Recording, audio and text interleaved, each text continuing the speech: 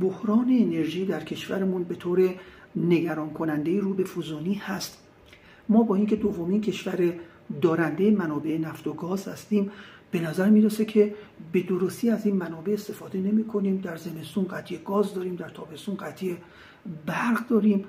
15% برقی که تولید میکنیم از سدهایی هستش که به قیمت آسیب رساندن و تخریب محیط زیست ایجاد کردیم و دیگه آبی پشتشون نیستش که برق تولید بکنن.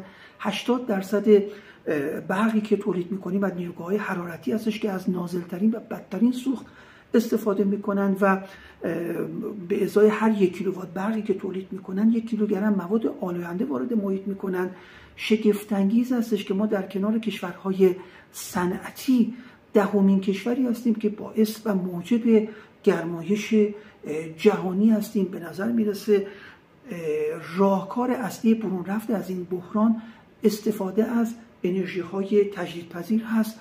کشور ما ظرفیت و توان بسیار بالایی برای این کار داره. 400,000 مگاوات در روز توان تولید برق پاک داریم، اما در حال حاضر در حدود 1000 مگاوات در روز برق پاک تولید میکنیم که این به نظر شوخی میرسه و مسئولین و دستاندرکاران انرژی در کشورمون یا در خوابن یا به تعطیلات رفتن و بهتر از خواب پاشن و یا اگر به تعطیلات رفتن برگردن سر کارشون و کار اصلیشون انجام